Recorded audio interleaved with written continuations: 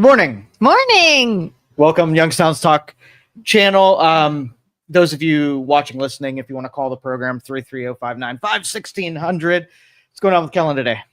Oh, you ever have one of those mornings where you're like, I'm not going to let a bad morning become a bad day. That's today? It's just going to, I refuse. I'm not going to let a bad morning become a bad day. Can only go up, right? All right. Do you have anything you want to talk about? I did see. So we were talking the other day, and this is just going to be a quick topic, but we were talking the other day, about like birds and talking to animals and stuff. Guess what I saw this morning? What? I saw this hawk with a huge animal in its talons, like flew right over. I don't know if it was like a big mouse or something, or I don't know. And I felt so bad for that little animal. Why? People are gonna say, "Oh, the hawk has to eat too," but I don't know. Cute little animal, scary looking hawk. I guess I just sympathize with the little animal. It's that emotional side. Yeah. Like if there was a mouse that was attacking a hawk, you wouldn't feel bad for the hawk, right? No, just because it's a cute little furry prey item. And then I thought, oh, Kelin, you thought you were having a bad morning. No, that mouse in is having comparison, a worse morning. right. So I was like, so do you think, like, going down through the hierarchy of animals with consciousness and a brain, do you think as you kind of get lower that there isn't really a presence of self, and like getting eaten isn't as traumatic as it would be if a human was being eaten? I hope that's the case, but I don't know. Well, I mean, I've watched, a zebra getting, chomped down on by a predator cat, and he's alive and kicking, but he's being eaten at the same time. And you're thinking, like, you almost project into that animal, thinking like that would be just terrible to be eaten and not being able to escape. Yeah. Not interested in killing you and putting you out of your misery. You're just getting munched on. But I've also seen, like, I don't know if it was Animal Planet or something one time. On one of the episodes, there was this wolf, like, after a baby elk or something. And it was like screeching and crying and running, like it was in distress and scared. So clearly there's some sort of knowing that something is dangerous or deadly or something or scary. So I'm like, oh, I felt bad. But maybe that little mouse didn't know and was just like, yay, oh, I'm dead. And so, okay, there was a news item where a guy that murdered 3 people, he was executed by firing squad. And you had 3 people. One of the persons, I'm assuming, did not have a bullet in the gun. And they told them this knowing that they can go on thinking that they weren't the shot that killed the person. But the other 2 people missed the heart. And so the guy was shot and in the liver and some other thing. And he was alive for a couple of minutes after the execution. Now, this is a murderer, right? Yeah. So did the murderer, do you feel for the guy that he suffered at his execution, or should he suffer more? Well, my first reaction is I feel for the guy that thinks he had the shot that killed him. I feel bad for that guy. Okay. And his mental health. I don't know if I think the guy should suffer more, the murderer. I probably don't feel quite as bad as I do for the guy that shot him. Oh, you feel bad for the guy that shot? Well, there are 3 guys. So the guy who thought that had to have been my bullet. Well, they don't know because one of them has a blank and they don't know which of them have a blank. And they don't know where they were aiming. Like they do. Heart, well, yeah, no, there was a little target right over the guy's heart. And so they were aiming for the target and they just happened to miss. But they don't know if maybe they don't know if they missed. Yeah, they don't. Well, they know if they had the bullet, they know they missed, but they don't know if they had the bullet or the blank. Okay. So you can kind of escape saying, well, I would have hit him, but I was for sure had the blank kind of thing. Yeah. But anyway, back to the human being, sentenced to death by firing squad. Firing squad took 2 minutes to die. I mean, we're talking about the process of knowing you're going to die, and human beings put ourselves in that situation all the time where we grapple with our mortality and think that's gonna, how am I gonna die, and it's gonna be terrible, and I'm just not gonna be here anymore, and is it gonna be painful, and is it gonna be torture, that kind of thing. Yes. Morning's just getting better, isn't it? Well, you brought it up with your freaking mouth thing. I know. Oh, kind of like the firing squad is saying, I don't think I had the bullet. I'm going to pretend that the little animal didn't know he was about to die and wasn't scared. Right. And that pursuit, we don't like to think of causing death. Well, I mean, maybe we do. I mean, as abortion is happening, I mean, we don't really care much about death, right? Wars are going on. We don't care much about death. But sometimes when we personalize it, then we absolutely put ourselves in the situation where pain can be experienced. And like if it's removed far enough, then you're like, oh yeah, go ahead, have somebody go and take care of them. But it's like, no, you go and do it. Then it's So if I say guy killed 3 people and he was put to death, part of your brain says make it more painful because the guy totally deserved it. Then you're thinking, like, situation aside, if you're sitting in a chair with a hood over your head, knowing that there are 3 people that are just about to take aim at you, and now you get to experience knowing that you're about to die, regardless of what you did prior to that moment, even if you, like, in your brain, you're like, I promise I'll never do it again, spare me, and the torture that knowing you're about to die has to do to you. Yeah. Denise says, how long did it take his victim to die? That is all we should care about. Yeah, that in your brain, you're like, okay, well, justice means that you get exactly what you gave. So let's look at your victims and what you did to them and let you experience what they did. But there's another side to this. And these kind of executions do 2 things. Number 1, they serve justice. And number 2, they maybe talk somebody out of doing it that may be contemplating it. Right. Mm-hmm. And so the marketing that has to go down should be to dissuade somebody in the future from doing what this person did. And if we minimize it and make it non-painful, it's almost like we're medicalizing, we're serving the get him out of society part, but we're not using it to make the next guy think differently by painting the picture that you never want to do this because this is what we're going to do to you. Do you ever wonder, though? Sometimes I wonder if the death penalty is the easy route for them. Like, part of me is like, oh yeah, they took someone's life, we should take theirs. Why are we going to spend a bunch of the taxpayer money to keep this monster alive? And then sometimes I'm like, but is that them then getting off easily? Or should they live out their days in a miserable situation? Like, everyone's like, oh yeah, he's going to be abused in prison. Well, good. Like, it's not a good thing to be put to death by any means. And I'm sure that could be terrifying, but it's also something that's done with in a matter of minutes and he's done. Whereas do you believe I want him to continue? That people that serve penalties are always guilty? We have a perfect record. Well, that's another point, is if we put someone to death, I need to know beyond a shadow of a doubt that we have the right person.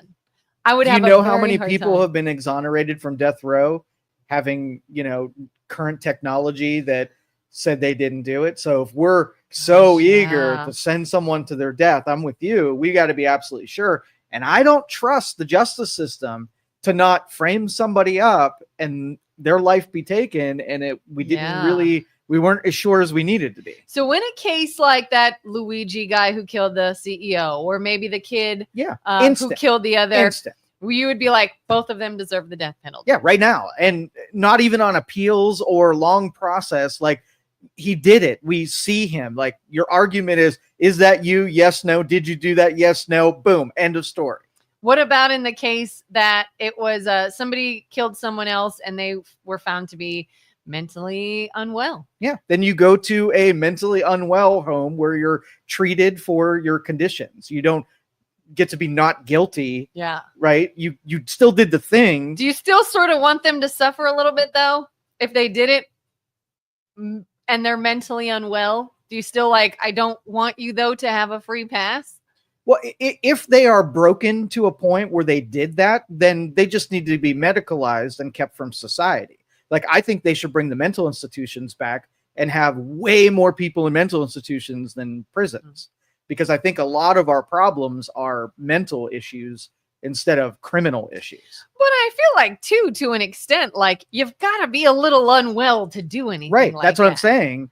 Do we have the science to be able to make people mentally healthy, or at least institutionalize them so we don't have to walk down the street and get, poop thrown at us, kind of thing? Yeah. Those people need to be in a place where they're not suited to be among us. Like, when you hear about mass murderers, like famous serial killers, like, I don't know, Dahmer and people like that, why were they not put to death? Exactly. Is it because somebody said they're psychotic, they're unwell? Our justice system is so effed up. Like, I don't have faith in it because you would have to be to do all that. Right. So it is all effed up, and I don't think we have any real problem solvers that are interested in solving it. Yeah. Too much money to be made in, showcasing it and profiting from, people going into prison. So it's all effed up. I don't trust anything. Like, how about that case? What's her name? Gypsy Blanchard, Gypsy. You know who I'm talking about? She recently got out of prison. She killed her mother. Mm-hmm. She did. She admitted it.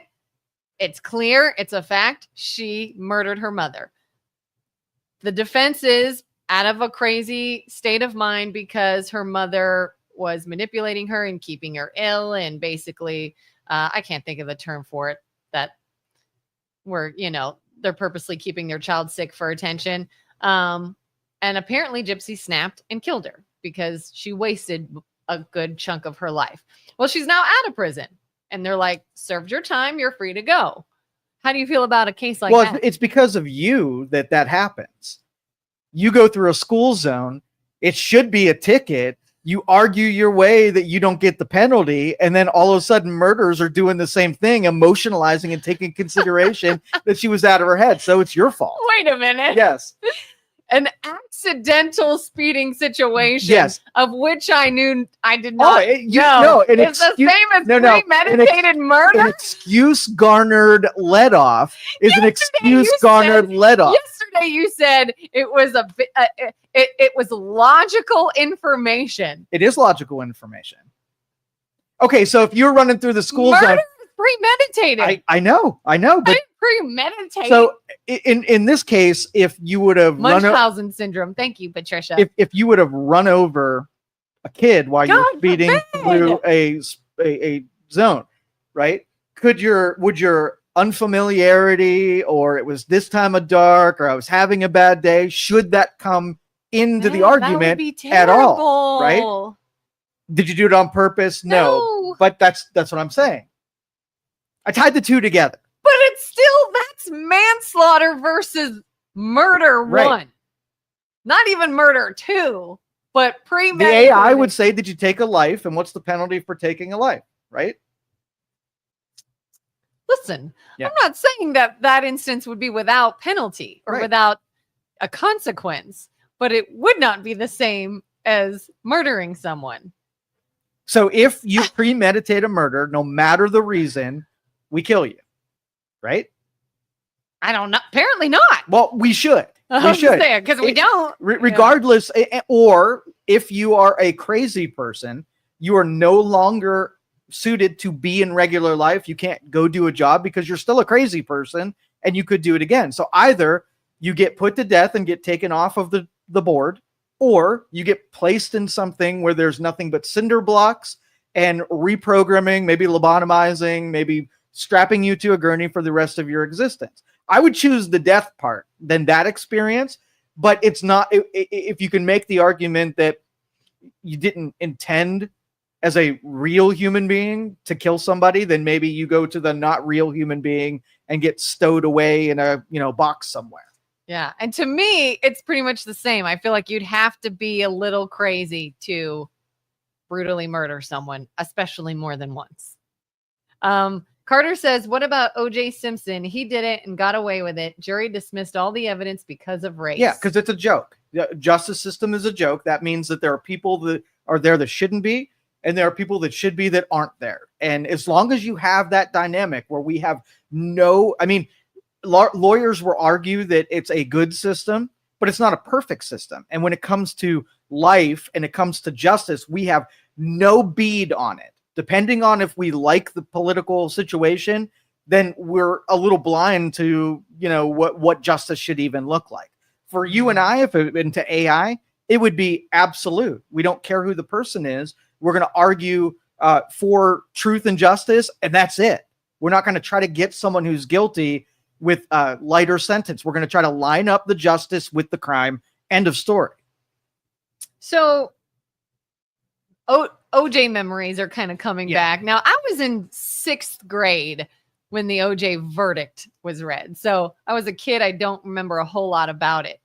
But what about like in the instance where like the glove didn't fit or something like that? Like if there is even a shred of doubt, are you in agreement then? Like, I think death penalty should be tied to 100% certainty. If you can't, if you're not 100% certain, then it's life in prison. And that should be the standard. So you could be like, there is reasonable doubt that he didn't kill her, but not enough to keep you out of prison. You're going to prison. Yeah, exactly. Yeah. So that should be the level. If you're certain you can take a life, because that's the justice. But if there's a chance that you didn't, but there's still enough evidence to convict you, then it's life in prison. Do you think, though, they can continue to fight or appeal while in prison? If there's exonerating evidence. Yeah, that's why we're keeping you alive, because if there's a shred that you really didn't do it, then keep churning on it until you'll be removed in the meantime. Exactly. But society. We can't unkill you, right? Yeah. So that you can prove your innocence. So like Casey Anthony, would you be like, hey, there's enough here that you will be removed from society. You want to continue to fight this? Go ahead. But exactly, we can't. Maybe we're not going to put you to death, but we're also not going to let you just freely. Yeah. If the probability is over 90% that you did it, then there's more work to be done on your part, but we can't have you living next to grandma where if you did it, then you might do it again. Yeah. Carter says his DNA was all over the place. Wasn't it in their home? Where they killed? That was a cluster. So wouldn't his DNA be all over the place? Yes. And Derek Chauvin's another one. That'll be making the news here pretty soon. That was what sparked off the George Floyd riots and the BLM stuff. A dude who died from a drug overdose somehow got connected in that it was a racial thing of some kind. He died from being the dude is in prison, and it is a total farce of why he's there. Yes, there was a life lost, and police procedure was followed, and it wasn't a targeted attack. It was a guy doing his job. So the penalty for like you driving through the school zone and you didn't try to take a life, but a life was lost. Yes, everybody who's negligent and a life is gone, there should be a penalty for it, but it should be universally applied. So there's going to probably be a pardon for Derek Chauvin. All right. And he can be pardoned on the federal level, but he's still got state crime. So he's not getting out of prison, but it might be lessened. He might have some appeals that are available to him, but he was railroaded because of the racial stuff that was going on at the time. So that's why the pardon's going to happen. But as soon as the pardon happens, then we're going to have this racial thing that's going to spark up again, and it's going to be that all over. So let's just say you're in the positions of power and you know the right thing needs to be done by the pardon, but you know the consequence is that you are going to serve the rest of your administration's term with racial strife and maybe riots again. Do you do the right thing even with the consequence, or you're like, he's already in prison and there aren't too many people, chanting to get him out of prison, so let's just kind of let it in. I'm not going to say innocent. Let's let somebody who's been over punished to just stick with that unjust punishment. Do I go for the unrest for what I feel is right? Yep. Or, hey, there's not unrest, so just leave this alone. Exactly. And then when you're sitting there, you're like, what the F? I'm martyring myself because you won't do the right thing? Yeah, I would. If I truly thought that it was the right thing, I would do it, because I think you're going to have the unrest regardless. Right. If the unrest is from people that are being irrational anyways, they're going to do it anyways. So you might as well just do what's right. Yeah. So if our system has even the ability to over penalize someone, then it's completely arbitrary. And then that example of having people who should be in jail that aren't and are in jail that shouldn't. Yeah. You know, you can't trust the whole thing. You can't start taking lives when it's an arbitrary system. Yeah, and this is sort of, it leads us into that whole like boy who cried wolf situation that we talk about a lot, where it makes it so that it's now harder to get justice for a situation that really is racially biased or really is excessive force. I remember when this was in the news, it was coming up a lot, this idea that cops might use excessive force. And I saw a couple of videos that truly were a cop using excessive force. Like, dude, you were totally out of line there. That guy's hands were up. He was on the ground. He was saying, please don't, whatever. He was unarmed. You had the wrong guy, all kinds of stuff. And that just goes by the wayside. It just gets ignored. It gets swept under the rug and they go scot-free because the instances in which that was not the case became so loud and overbearing. So it's hurting your own cause to get up in arms and riot and cause violence and scream about something that did not happen. It ruins the whole thing. And people like me who just want fairness and we want actual equality, we want justice, we're not getting that anywhere. Because if you can tip the scales in one direction, you know somebody's tipping it in the other direction and you can't have faith in it. Yeah. And it's not me that's undermining it. The observation that it's an unfair system is not me undermining. It's the people who are weighting the scales that are undermining it. Because they have an agenda to push and they can. It's a whole corrupt system. Yeah. Carter says, eyewitness saw his Bronco leaving a scene and murder at Nicole's house entryway with Ron Goldman. Yeah, OJ should have been in prison, I think, at the very least. Yeah.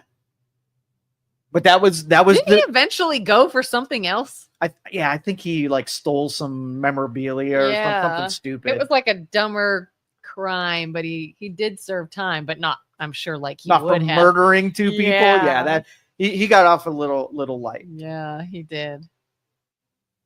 How did we get talking about murder? Like you just Because a hawk and a bird. hawk stealing a little animal. And we made our way to OJ Simpson. Yes, because I wasn't traumatized enough by the animal kingdom. I had to make it real and talk about mass horrific murder. And now I'm being compared to Gypsy Blanchard or whatever her name is. Great job. You're just Seriously. What else awful and traumatizing can we? I had a dream last night. You want to hear about my dream? Yeah, I went to bed thinking about a topic, and then I had a dream about the topic, and it was freaking amazing. And I know when I say the dream, it's not going to be as amazing as I think it is. I'm going to tell you about it anyway. Okay. So I was thinking about, how we fix the truth deal. Like everybody's just allowed to lie about everything. Everybody's allowed to throw predictions out there, and there's really ever no consequence. So how do you fix that without breaking other things? And so in my brain, it's a dumb idea, but I don't care. I want to talk about it. So everybody, I think there should be a cost when you're wrong about something, right? And almost like think social credit score, where you're being judged based on your actions, and the higher your score means that you're right a lot, and a lower score means that you're really wrong. So like I could look at you and my little heads up display will tell me how correct you are on a usual basis. And if you aren't correct a whole lot, then I look at your number, it's like 100, and I'm like, I'm not listening to you. Like even if you have good data for thinking the way you did, you were still wrong. You're not a good source. I'm not listening to you. So let's just say we gave everybody 10,000 points, like when they're born, and everybody right now just gets 10,000 points. And every time that you say something that ends up not being true, you have 100 points leaves your account. And if you're right, or it was a truthful thing, right? Yeah. Then you double that. You get twice the amount. So you're betting on whether or not you're telling the truth or not.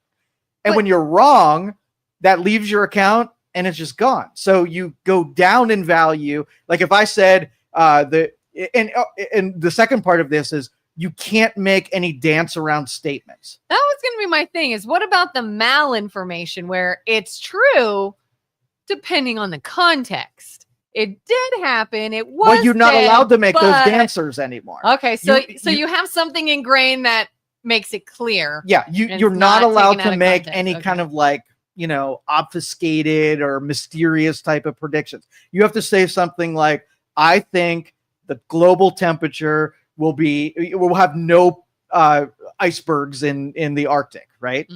By this date. Because the system will say, what is it, by when, how it is, or you're not even allowed to say it. So you're allowed to say anything you want, but you got to, if you have an opinion, it's got to be carried with enough weight that the system can judge whether or not you told a lie or you didn't. So if I said Donald Trump is taking money out of Medicaid and he's going to take it out in this budget, right? And then you write it down, and then you can actually check to see if that was accurate or not. So if you don't have enough data, then you can't make the statement, and then you're shut off. You're muted. Nobody will even listen to you. Did you come up with this idea after watching the RFK Senate hearing by chance? No, okay. I did not. Go on. Yeah. Because, that's. But anyway, then we would have access to see if people are really good at saying things. And if they're really not good, then you don't have to listen to them, and they're being regulated by a score. And I at one point, I was really down on the social credit score, but I might be a big fan of it now because of how loose we are with standards and how much credit and credibility we give to people that don't really deserve it. And we need to know how good people are at being smart, at being right, at predicting things in the future.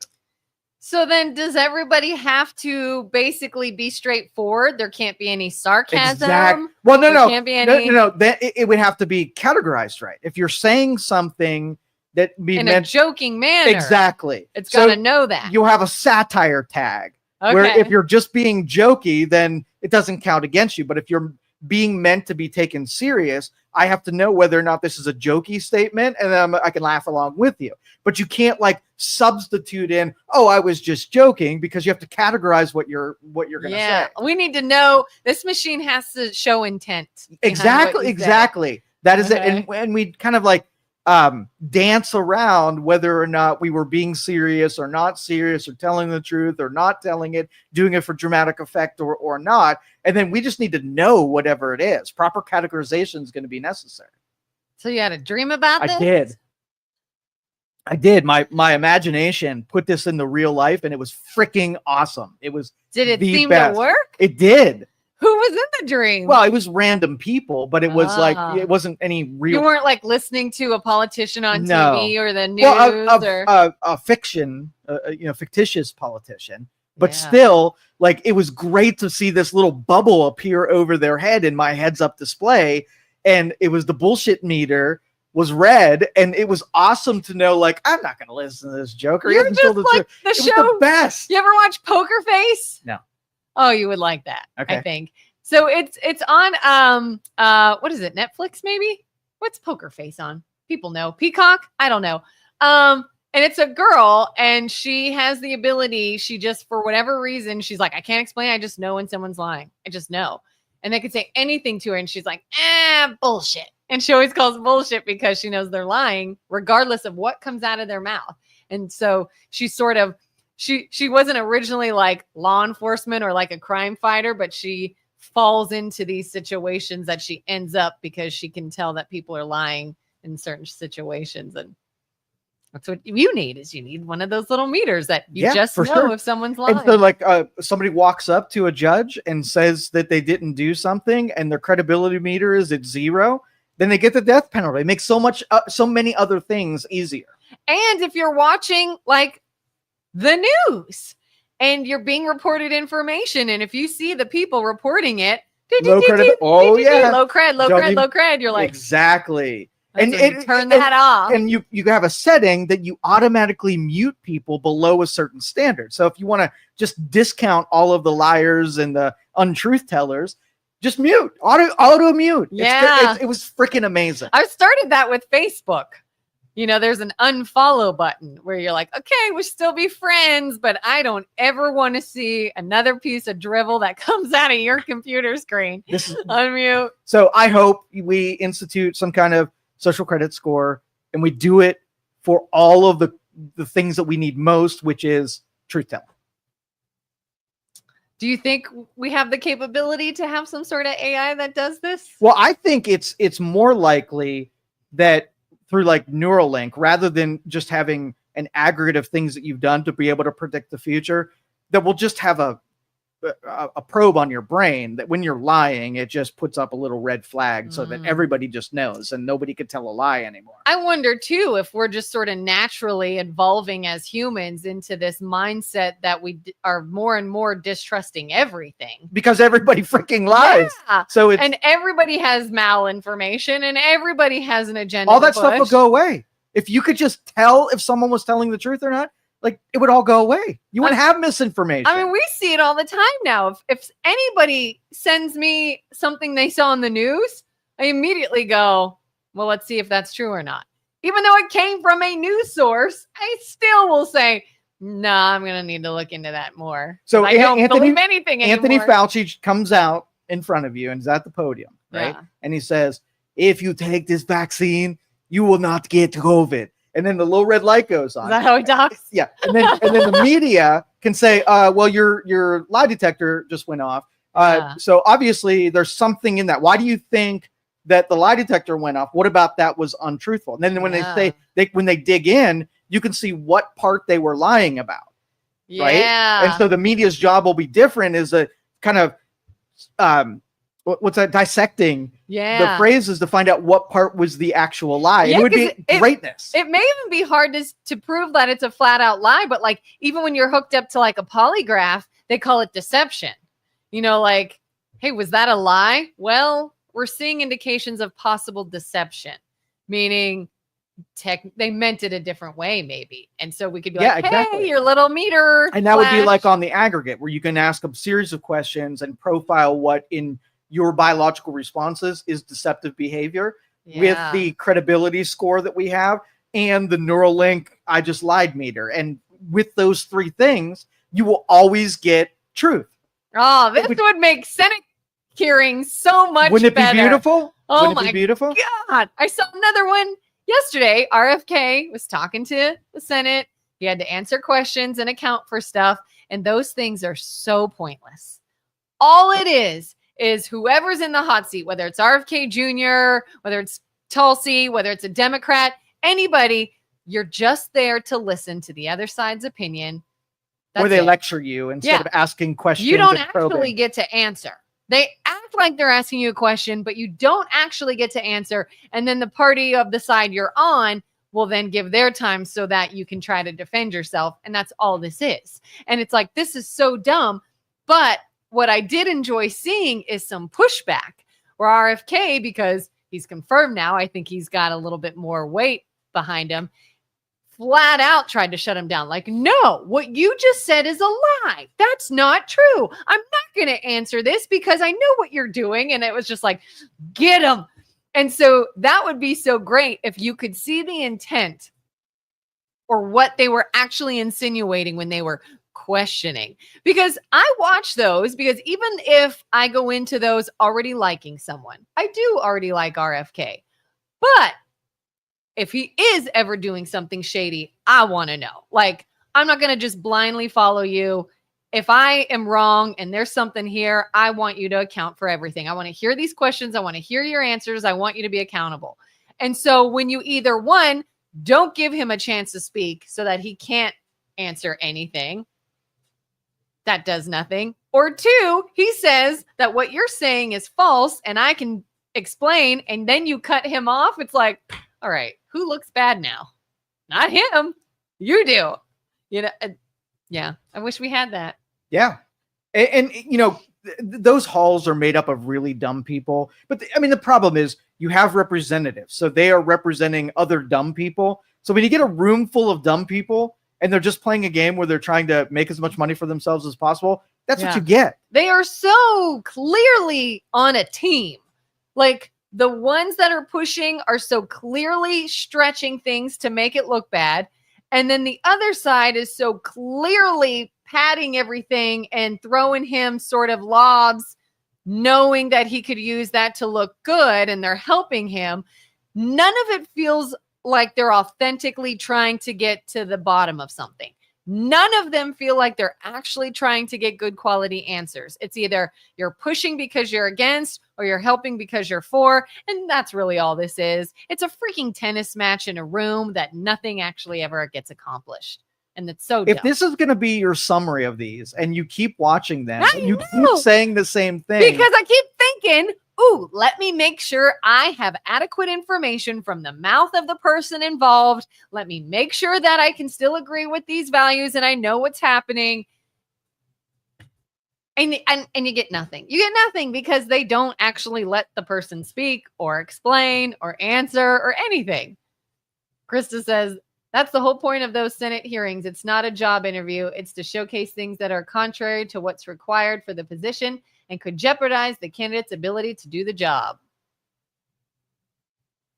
Well, I think that hearing, I don't think, I think in most cases when they're doing confirmation hearings, that's the deal. But was yesterday's, this is where they bring the department heads and are grilled by the legislature, and they can ask whatever they want from it. So how's the job going? What you're doing? What you're whatever. And so if you're a critic of that person, this is your time to hit them with everything, to get them to respond to questions that you have. And like you said, there's not any real questions in there. You're lecturing the person and what they should do different. And then they just get to respond not by answering any kind of question because there wasn't one asked. And even if in your question you say something that's not true, he can't talk. He can't be like, no, that's not true. I reclaim my time. Yeah, that's not, I reclaim my time. I reclaim my time. I did not. Minimum time. I'm reclaiming it. And then they're like, my favorite was, will you look at the camera and tell the American public that the measles vaccine is safe and they should take it?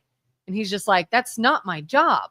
My job is to give information, is to make sure that there's data out there, is to give people, but will you do it? Yes or no? Will you do it? Yes or no? Will you do it? Yes or no? He's like, I'm telling you what is required of me. That's not something I have to do. No, because it sounds to me like you won't just look at it and tell the American people yes or no. And he's like trying to talk and they're just giving this dumb talking point. So finally they stop and they're like, all right, I guess let's just mark it that you won't answer the question then. And so then the very next guy was a Republican on his side. And he's like, Senator Kennedy, I'm going to go ahead and let you speak. Like, no question. And he's just like, as I was saying, is that I don't have to do that. That's not a requirement of my job. It's not on me to push someone to do anything or not.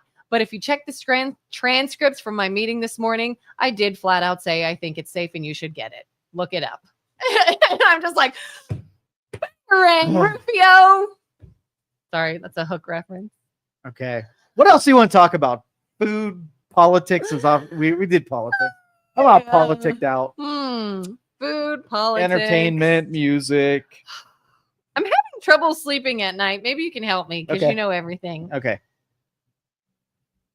I can't get the freaking temperature right, I think, all night long. And I realize this sounds like a ridiculous problem, but do it often enough and you're just desperate. All night long for maybe the last week or two, it is throw the covers off. I'm so hot. Now I'm freezing, pull them back on. Oh my God, it's so hot. I'm dying. Nope, I'm freezing, put them back on to the point that it's all night, every night. I just want the temperature that is ideal for sleeping so I can stay asleep and not just, oh God, it's hot. Nope, it's cold. No, it's hot. Nope, it's cold. What do I do? Women out there, what is she experiencing right now? And yes, here's the thing. I don't know if it's menopause. I didn't say that one. I did not say it. I didn't say it. Because to me, it doesn't feel like a hot flash. I've had a hot flash once when I was pregnant with my daughter. And so it is not as intense and as sudden as a hot flash. It feels like the room is actually hot. But then where's the freezing come in? Is it because all of a sudden I'm sweating or something? I don't know. And my husband will say too, no, it is truly hot in here. So it's not just me. So it's like, what do we do? And it'd be one thing if it's like, okay, our bedroom's not getting enough air to it, which it may not be because I'm hot in the morning too. But then why am I suddenly freezing? And oh my God, it's so cold now. I got to have this. Maybe because I got hot. So I'm going to tell you, go get a blood test and Yeah. see what's happening, what chemicals are pulsating and moving around in your blood. And you're going to have a deficiency somewhere.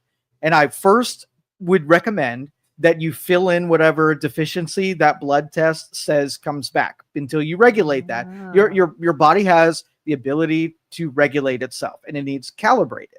And so once you fill that out, make your body normalized in that way, now work on consistency in what you do to your body temperature wise. Okay. And it might be shocking the body with cold plunges and saunas and whatever, but stay consistent on it. Right. And your body will respond, but clean up the blood first. So, but here's the thing. Okay. So Julie says perimenopause, which I'm wondering, but okay, this might be TMI, but I need the Dr. Internet to help me here. So I had a hysterectomy years ago, maybe almost 3 years ago, 2 years ago and some change. And after that surgery, they did a blood test and said, you are now in menopause, not perimenopause. You're in menopause, surgically induced. Okay. Doc said, just let me know how you feel. We're not going to do anything unless things are unbearable. I've gone 2 years. I've never had a single symptom. No hot flashes, no weight gain, no nothing, no mood swings. I was like, whew, okay, we're good here. So can you have, number one question, can you get perimenopause symptoms, which is usually what you're in before menopause, if you've already had surgically induced menopause? And well, and that's what I'm saying. Like, you're fluctuating, but you're doing different things to your body. Okay. You're on a health track, right? So you're losing the insulations, you're changing your blood pressure. Everything's different now. Right? Yeah. And I've heard too, they say when you start lifting weights more, you get hot more easily. And I've been lifting weights more. I've increased my protein intake. Exactly. You've changed everything. So I'm not surprised as you're nearing, the other chemical things. I'm not crazy lady stage. I'm not. But you can balance that out and have your body recalibrate because you're doing all of the right things, but you're throwing yourself off of kilter. So you need to recalibrate how your body reacts and responds. Or Krista says, we live in Northeast Ohio. Change your thermostat program. When you figure out the best thermostat program for our region, let me know. Yeah, because again, I can walk out of my bedroom and it feels like 10 degrees cooler in the rest of the house. So that tells me our bedroom is not getting sufficient air. It's freaking hot in here. But then why do I also become freezing sometimes? Like, why isn't it just, it's hot, I have to sleep with a fan, I have to sleep without a comforter, I have to sleep with whatever. But then every so often I'm like, oh my God, it's freezing in here. Comforter, everything, I'm cold. And then I wake up like, jeez. What I do is I'm on the low side. My sleeping temperature is in mid 60s every single night. My body is a lot better at heating up than it is cooling down. So I'd rather it get very practiced at creating its own energy to keep me as warm as it needs to be without putting 536 comforters on. Let your body do it. Thin sheet. I have a sheet and a thin comforter. No thin comforter. Kill it. Get rid of the thin comforter or the comforter. Just the sheet. But I tried that last night. You're going to be cold. I only had the sheet and I was like, this is too cold now. Yes. You're going to, until it recalibrates, you're going to be cold. But your body's going to react and figure out a way to make itself warmer. If your body works the way that everybody else's does, it'll figure out how to make itself warmer. I'm also wondering if part of it's my husband's fault because he is like a human space heater. And he just radiates heat. But again, I've been next to him for 15 years or more.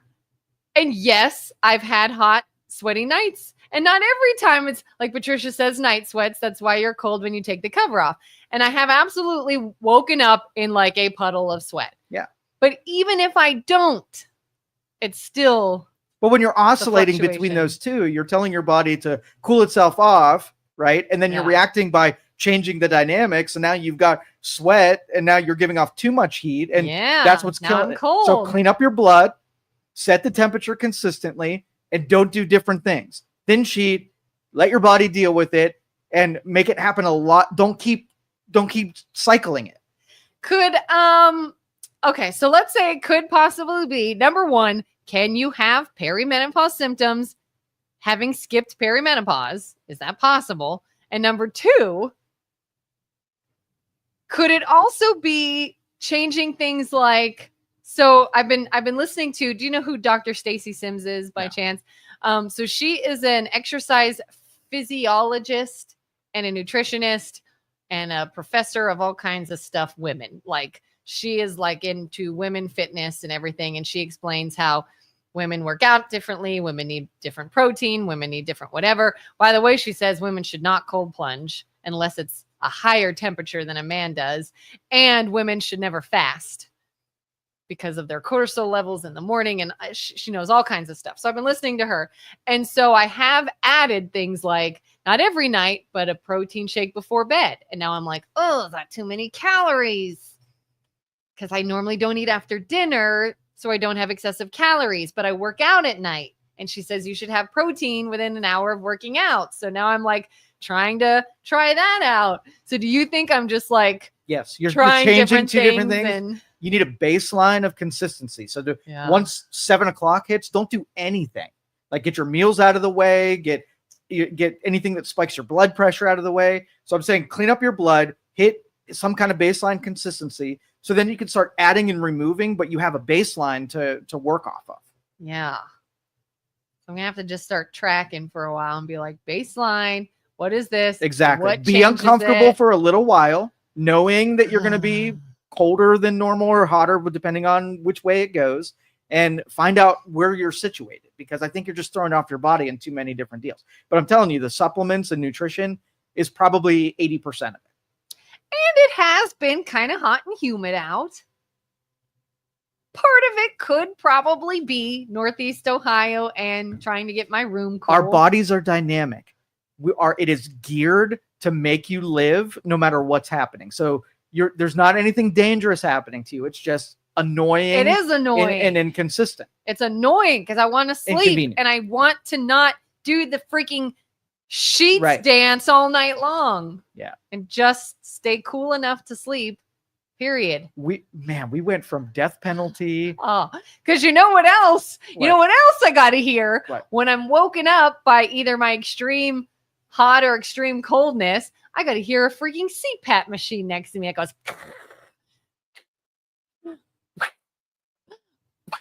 all freaking night. And so then I wake up like, oh, and then I gotta go and I gotta deal with dumb people and watch a hawk murder an innocent mouse.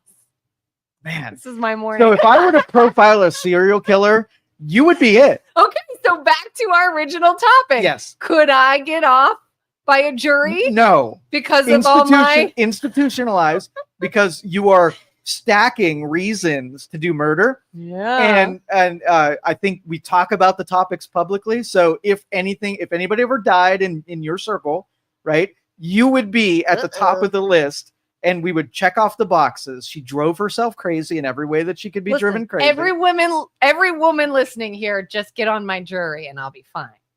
They get it. Julie gets it. Patricia gets it. Krista gets it. So you're looking to create a little injustice for your benefit? Is that what I'm hearing? No, I just want fixed. Yeah, you're working on it. And you're ahead of everyone who's not working on it. Yeah. And so you're still in good shape. Okay, here's another thing, Dr. Joe. Yeah. Why is the scale going up?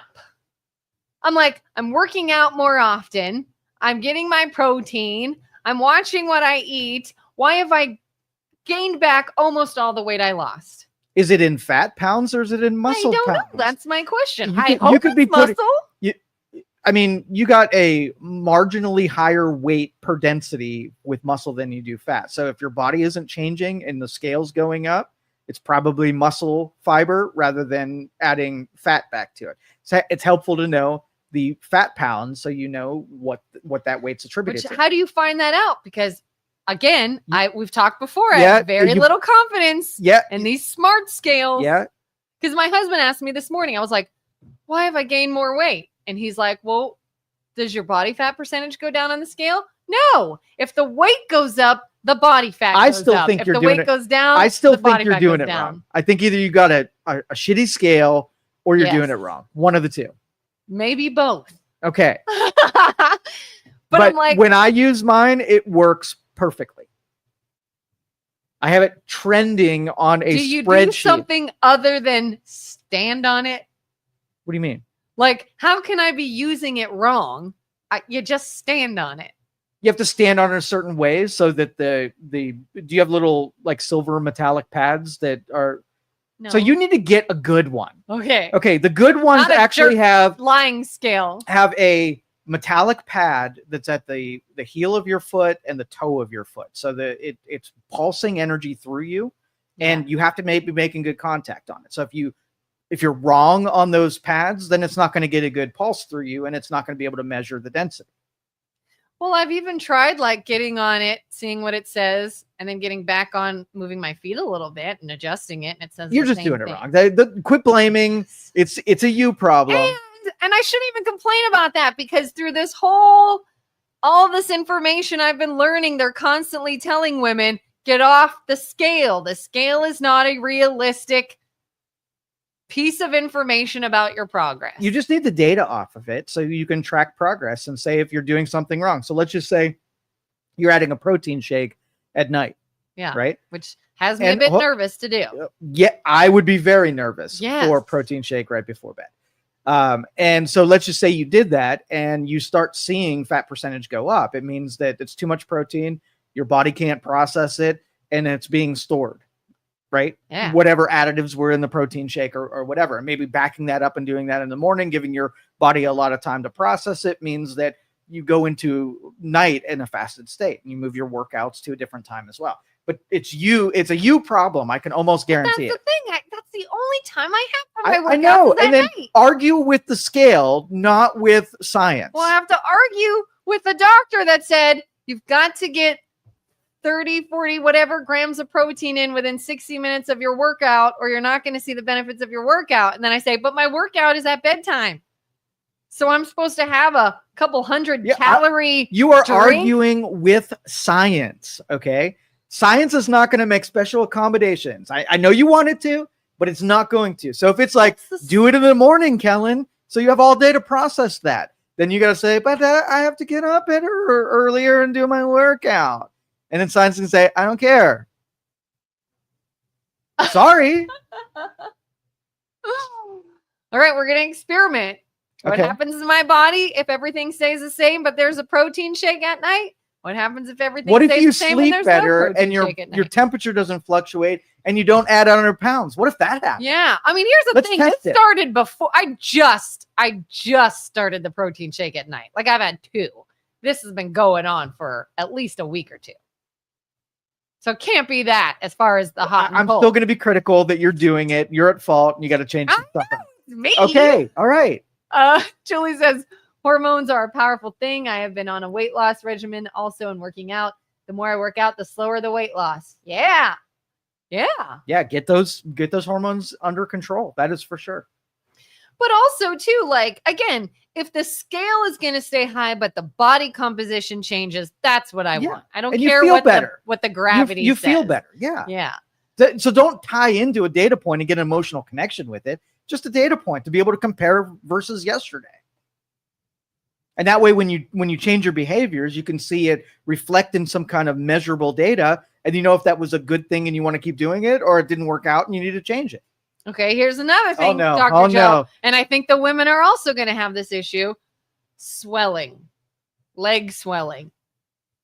I am so sick of this. And I've made sure that I don't sit too long during the day. I've started wearing compression socks. I try to walk around because also standing too long does something for you. I exercise more. Make the swelling go away, Joe. Why?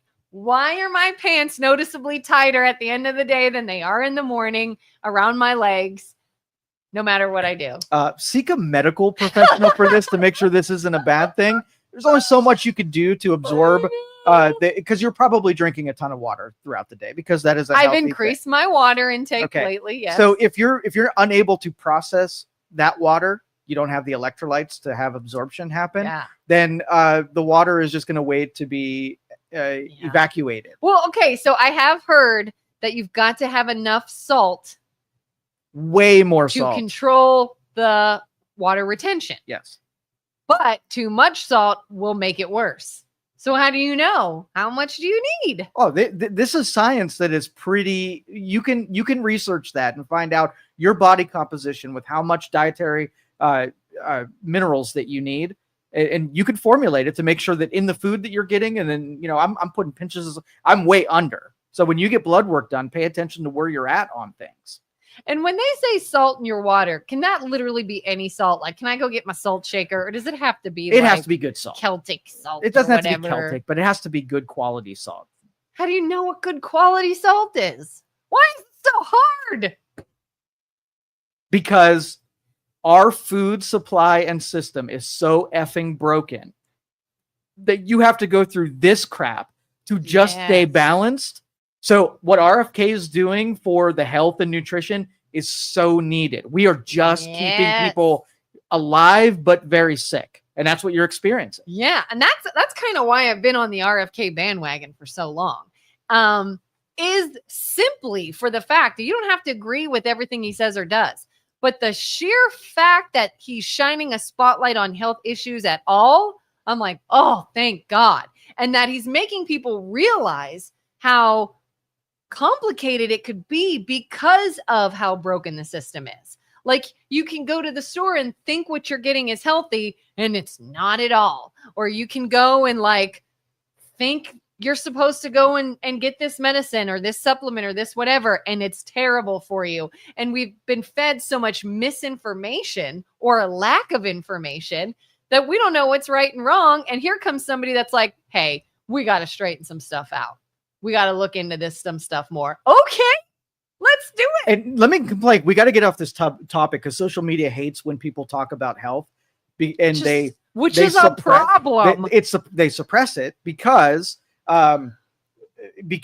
they're insulating a topic so that people that don't have credentials aren't talking this way about people's health, because then other people act on it and they do dumb things and they hurt themselves, right? So you can understand why they do it, but this needs to be the most talked about thing, not the least. And every time we do these get suppressed where we only get a dozen people that see this on the national scale. Yeah, you want to talk about censorship? Somebody starts talking about something you should do for yourself that's good for you, and it gets buried. For sure. And nobody will even see that. All right, we're getting off this topic. Let's go to the censorship, the P. Diddy stuff. Oh God! All right, so you know how Diddy. I feel about our culture and really being pro pedophilia, pro misbehavior, pro demonic. Like we have so many of the people who are ruling over us that we put on a pedestal that are misbehaving in such a way. Because you got to look at it this way, just like we talk about a lottery winner. If they're a bad person, the lottery just magnifies everything that there is, right? Mm-hmm. So if you are being ruled by demons and you give them power and money, what do you think is going to happen? They're going to do demonic stuff, and they're going to do terrible things that when it's brought to light, that we're appalled that we can't believe these bad people who sing about killing and hoes and drugs and whatever are killing and drugs and hoes. And we're like, how did that happen? Right? Come on. But, the bad part is how insulated they are and how protected they are. Because if we knew how many of them were terrible people, we would not give them any of the power that they have. Like, what would happen to our government if a majority of the people were, we just kind of, my AI that tells everything that they're doing. Yeah. If we just got the load, right, the data dump on everything that they really do and really think and really are, how many of them would be there? I would like to think that they would be sent to an island and be cast into a volcano. But if it's on your team, right? Yeah. Then they might not get cast in. And I fear that more than anything else. So the P. Diddy stuff. And then unfortunately, there's other fear that makes it more difficult to even prosecute anyone, because I heard somewhere on the radio and I sort of tuned in the middle of a conversation, so I might have missed some of this. So this may or may not be true. But it sounds like they said that they're having difficulty finding a jury because people are afraid of what he can do to them. And the important people who he's going to name are going to come out through the trial and what they could do to them. Yeah. So it's like, whether it's politics, whether it's P. Diddy, whether it's anybody in a position of power and influence, it's now harder to prosecute because you've got to get a jury of their peers, and you can't find that if even they are threatened. or corrupt themselves. So how do you do it? Between Diddy and Epstein and everything that I hope comes out, right? Yeah. It is going to change the landscape of who our rulers are. I hope. So you had asked earlier about would you do the right thing knowing it could cause chaos and 100%. destruction? If you were up for jury duty in a high profile case against someone that dangerous, would you do the right thing knowing you could be a danger? If the system is broken, would I take a risk for a broken justice system? Hell no. No. Like they won't keep me if safe. if I felt like it was a system that was blind and it just did the right thing too, I would join it because they'd be on my team. If they're corrupt and they just do things politically motivated and you can buy yourself out of going to jail for killing 2 people, yeah, I'm not going to play that game. Yeah, like would you be like, I want witness protection when this trial is done and during, but would you trust that you could get it? No, not at all, because I think the people would be protecting me are also part of the scheme. I don't trust any of it. So do you think he's going to get off pretty easily? P. Diddy? Yeah. Or at least a lighter sentence? No, I think what they'll do is he will take the fall, right? And all of those lists that he has where he can name people, that will go away. Those people will be protected and he'll take the fall. You think he'll last in prison long? Well, I think the deal to keep the name sealed will give him the insulation from him being killed in jail or whatever. He'll be a liability. Insulate him from unaliving himself. Unaliving. Well, that might happen too. That's a strategy, a very popular strategy amongst the rich and powerful, is that if he doesn't play ball and protect the people that were part of those parties, then yeah. But I don't know that people in entertainment are as protected as people in politics. So a lot of those people are entertainers. So you'll see a lot of your favorite movie stars and whatever might go down as part of this, because I know he's got that button, right? Yeah. They say it was like, especially years ago, it was the place to be, was at a P. Diddy party. And if you were up and coming in Hollywood, you needed to be there. So now, even if you went there and didn't know there was any wrongdoing, you just look bad by being there. Did you see James O'Keefe is doing what the Trump administration is not doing? He's releasing those videos. Oh yeah, I forgot. Did we have another one? Yeah, he had another one, and there was video footage. Nobody was in it, but it was actually just showing the place that these guys partied in on Epstein's Island, and the kitchen on the wall has a big painting portrait of a baby, like a young kid, in a bathtub filled with blood, holding a phallic item. So you walk into a kitchen, and that's the artwork that you display. What? How deranged and demonic was these whole subcultures that nobody called out while it was happening, and tons of people participated. And you walk into the kitchen and see that being displayed and the debauchery that's happening around you. Those people need to be thrown in that volcano yesterday. You know what I heard recently? I saw a snippet of a podcast. This is so effed up. Like, I didn't want to bring this up, but maybe we should be so that people know the magnitude of this. It was a Tim Tebow interview. And he's been really active lately with trying to stop pedophiles and sex trafficking and things of that nature. And he was talking about a case they were looking into of, there's a lot of words you can't say on YouTube. People, young, like kids, were being assaulted brutally while someone stood there and read the Bible to them so that they would associate this with the word of God, just to mess them up more. Mm-hmm. And then they were continued to abuse. They did all that.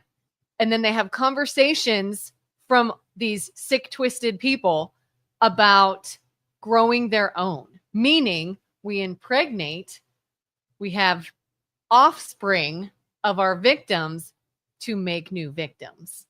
Like they are growing more if they can't find more. And I'm like, if that's not the most effed up thing I Evil. have ever Demonic evil. That is evil. And I'm just like, oh my God. And so how big is this? How do you stop it? How do you, I don't know. That's what I'm saying. Like the ungluing of the Epstein and P. Diddy thing side by side. And we get to peek in with how many of these are happening. You can't look through news articles and not find somebody who's just now going to prison for that kind of stuff. So how many patrons of this, everybody who's reasonable will say those people need to be distanced from society. And everything that contributes to that needs to be, we need to figure out those universities on the Hill, figure out what leads to that. And we need to rid ourselves of that in society. And if it needs to be tyrannical, that is the first tyranny that I will actually support, is getting rid of the demonic culture that we're in right now. Because like we were saying earlier, the difference between, do they deserve a death penalty? I don't know anyone that wouldn't want them taken out. For sure. But if they're sick in the head, should they just be in an institution for life? You've got to be broken in the head to do things like that. Something in your wiring has gone wrong. Right. So what? Where does it start? How do you find this before it gets to that point? You know, like, and then would you take someone in an instance like that and say, just hospitalize them for the rest of their lives, or take them out? That's a medical question to see if those people are redeemable. I don't know that they are. I don't know what it would take. I don't know what kind of rehabilitation someone can go through to squeeze that out of them, if it can even be done. And if it can't be done, children need to be protected. I mean, even the argument, like we've talked about this sick, twisted argument about how some people believe that pedophilia should just be accepted. Like, hey, there was like a term I think we talked about that there's like a group of people that just like younger, I don't know. They're trying to justify it, basically. Even if it were just the act of child abuse and how sick that is. But when you throw into it the planning that goes, the thought process, the how can we find more victims, the artwork behind it, even the whole, I'm going to read the Bible to them while I do this just to mess them up more. That's now more than just one screw loose. That is premeditated evil. That is, I want to make this as horrific as I can. And it's like, to me, that's a whole other level than just, I'm sick in the head and I'm attracted to kids and I need help. Yeah, like what's contributing to that, where these aren't outliers. It's obviously when you become wealthy and you have power and you're protected from the consequences of your actions, then this sprouts up. And is there a counterforce that stops that from happening? And it's not, if we lived in a society where there were one or two serial killers, we'd know how to deal with that. But if we were amongst all serial killers, like I saw the Tim Tebow thing, they had a map plotted with how many people were patrons of that kind of material. And it wasn't one-offs. If you look at the Predator map for people who need to distance themselves from kids and education institutions, that thing looks like chickenpox. There's probably 5 on your block right now. So it is so prevalent. This is not one-off. We need to hit it with the nuclear option, not this whole let's be delicate and not hurt anybody's feelings. So the volcano needs to be big and it needs to have a lot of lava, because we're going to be dismantling a lot of people. Gosh. Dennis says some people think that can be rehabilitated, like they think morality can be legislated. Julie says, evil is evil. I don't care if they have a mental problem. They should not breathe another breath. Yep. And if that's what they come up with, I mean, I'm okay either way. If you can bring someone back without having to kill them and it's 100%, you never put them in front of another child again. No. And that's the thing. Like, when I hear about something so evil like that, to just give them the death penalty seems too humane. I feel like they get off too easily. Like, I don't want you to just be injected with something and you go to sleep and you're done now. I want you to live out the rest of your days in absolute agony. Yeah, well, But- we are wired to know that that is not something that is natural or should be tolerated. Yeah. And so when someone does that, it should be such a big overreaction so that it dissuades anybody from ever doing it because they know what the consequences are. But then we profile it, and if you're rich and powerful, you just kind of get away with it. And so it's like, hey, I'm going to just go down all of my impulse boulevards and do everything that feels good. And if that means preying upon children as part of that, then so be it. Nobody gets in trouble for that anyway. So let's talk about a slippery slope idea. Yeah. You talked about the like the map where people have to register if they are a sex offender. You see them in their neighborhoods and everything. If they abused a child, obviously they should be looked at a certain way. How do you feel about that same list of evil perverts, including somebody who was 19 and slept with a 17-year-old, and now they're on a list? Do you look at it the same way, or do you like, that's different? Well, if you're writing the law to take someone who actually preyed on an age that was young, right, way before they even can enter into any kind of relationship, the rules got to be hard and fast. Like, there are people who are dabbling on the fringes of that, and I'm not going to throw them on in the volcano. If like a 17-year-old or 18-year-old, a 17-year-old, that seems like there wasn't any predation that was happening there. That was just someone who happened to be young. So there does have to be someone of reasonable nature that can decide whether or not this was someone taking advantage of another human being and they were their prey versus the other one. And what made me think of it is we did last summer, we got my house and all our neighbors got a notification in the mail that a registered person, an offender, has now moved into our neighbor. And it's literally like 2 houses down. Like, I can see his house from my front door. Mm-hmm. And so all of us are online and looking it up and seeing what the charges were. Like, okay, let's not freak out. Is this a case that it's either blatantly and horrifically wrong, or was this I was in a bad situation, it wasn't as bad as it sounds, kind of thing like that? And so that's why I wonder, like, should those notifications be an automatic, oh my gosh, something awful? Almost should be like the manslaughter versus murder, right? Mm-hmm. If you're 100% certain that this was a predator that needs not hurt another child again, they go right into the lava. And some fringe ones that it was like you were just going through a school zone and you're unfamiliar with the area should be judged the same way. Yeah. Dennis says, what do you think of Epstein's artwork of Clinton in the blue dress and Bush playing with toy airplanes? I did not see that, so I'm not sure. Should we Google it? Is it online? First of all, did James O'Keefe do this yesterday? Tuesday. Oh, okay.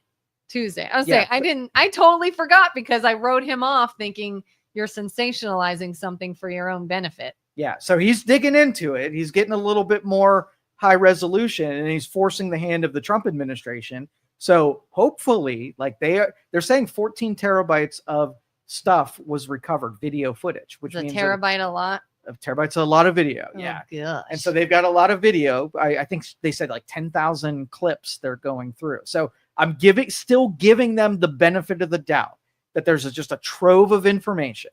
But if it doesn't lead to prosecutions or names being named of that sliver of these were true people there that were being, not just on a flight log, not that just appeared somewhere on a poolside somewhere, but these are people on video that were breaking the law with children, right?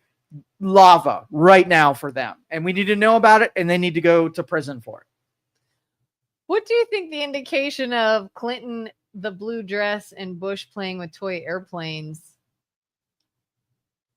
They were in this Manhattan penthouse. And those are like like they were there. They were, they were a spectacle. They were, part of the culture there. So if Clinton was involved and they put a blue dress picture of her or you know what I mean? So I guess his point is they were close enough to have something like this, even if it's they were being spotlighted in something. So again, that's like the flight logs to me. So whether or Yeah. not somebody was there. I want to know who did things that were illegal, that preyed on children. That's all that matters to me. If they were there, it's not a great sight. Even if I don't have evidence, I'm still suspicious of you that you even went there in the first place, knowing Yeah. everybody knew. That's the thing. You didn't go there and not know the stuff that was happening there.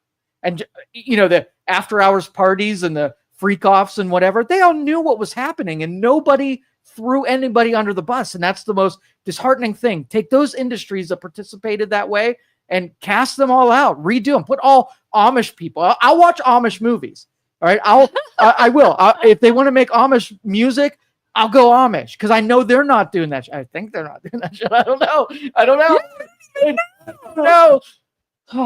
What if it's worse? Oh, dude, I don't want to think that way. I want to think that they're pristine and lily white. I don't want to think that they're Somewhere part of an that. Amish person's like, what the hell? Dragged into this. They're not watching YouTube. I can almost be assured of it. Yeah. Oh God. And I've heard of people saying, like they were at a Diddy party and then they saw a kid and they were like, oh, well, that's kind of inappropriate. A kid shouldn't be here. And they went about their way and didn't think anything of it. So I think you might have instances of that, but at the same time, I think you very much have instances where they were just afraid for their own life. Well, not only their life, that, like, let's just say a woman wants to get a part in a role, or a role in a movie, and she knows she has to sacrifice herself to the person that's going to put her on that role. So she does a bad thing, knowing that if she doesn't do that thing, that somebody else will, and they're going to be placed in the role, right? Yeah. So all of those people know what they have to do to stay in the good graces of the people that will make them famous and put money in their bank account. If you do something, you get blacklisted and you never work again, that's enough leverage, especially if it's all ego in that industry anyway. You're not going to do the right thing if you're the one that's going to take the fall for it. Well, and don't people say that Diddy's ex is now unalived? Is she? I'm pretty sure. Okay. Wasn't it? Is it Kim Petras or Kim Petras or something? I'm following, but not real. I think there's a strong rumor that he had her unalived. So either way, if you can control people not to say things by limiting their career, or the threat to their life and livelihood are interlinked. And so, again, insulated, and they pulled it off. So you saw something that seemed really, really wrong, but your life, your family were threatened. Would you be like, I'll look the other way, or I'm going to cause? No, I've done it. I have cut my legs off in the business community because I was pressured to do something that I knew that was wrong, and I turned over that information to people, right? And they did something with it, thankfully. So I was playing in a game where my sacrifice at least serves some kind of justice. Now, if it didn't, that's a different story, where if I just sacrificed my career and then it went nowhere and there was no justice, I wouldn't play that game. Especially like if you turn it into somebody, but they were corrupt, and you're not going to benefit. So that's why the whole thing needs to fall and become unglued, because all the people that are controlling the information in those industries need to lose all power. And I think there's a lot of them. Yeah. Julie says, how do you feel about young female teachers that have sex to their students? Double standards, Joe? No, they're preying upon children. There's no double standards there.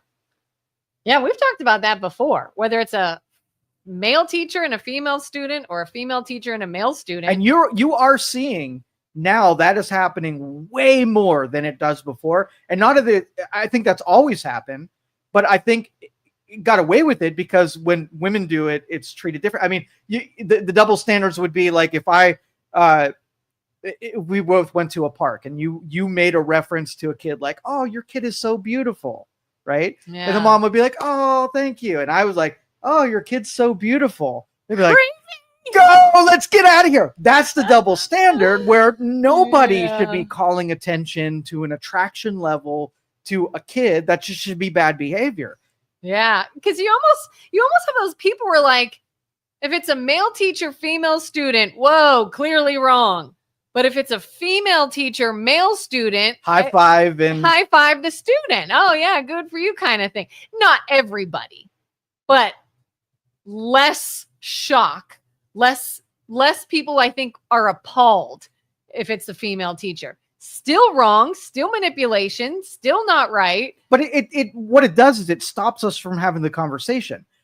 Why are we so comfortable with sexualization? So that if you had a 14-year-old boy that was watching pornography, it'd make complete sense to then have sex with his teacher if she was willing, because that's the culture. We're so permissive of sexual behaviors early. And, if that 14-year-old kid got exposed to pornography that they shouldn't be watching, do you think that that is breaking their brain in any way?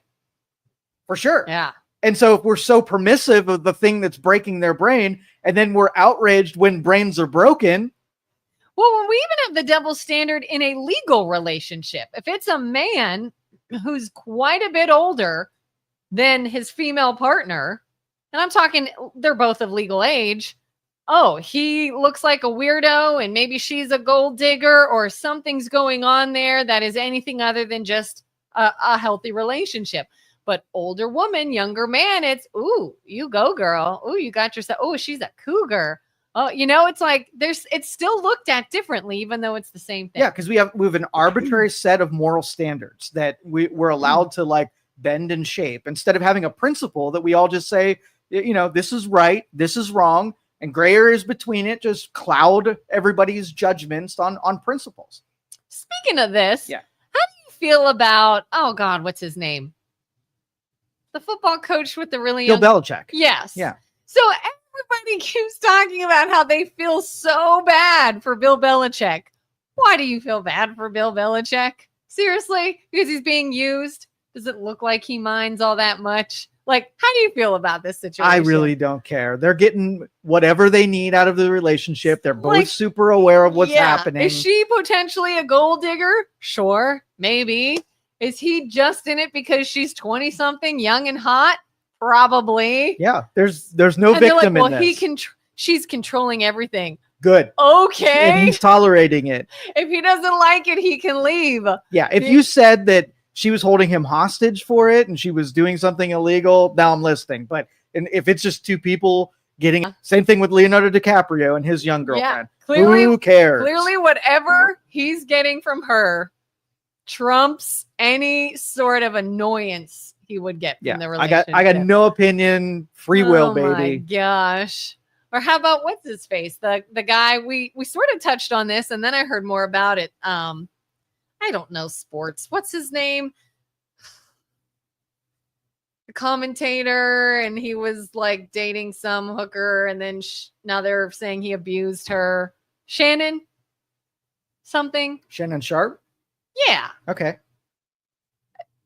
He left his job, I think, right? Or I don't know if he got let go. I think, is that the guy that came out and said it before she had a chance to say it? Yeah. Okay. Yeah, I know. I'm still getting bits and pieces of information here. Yeah.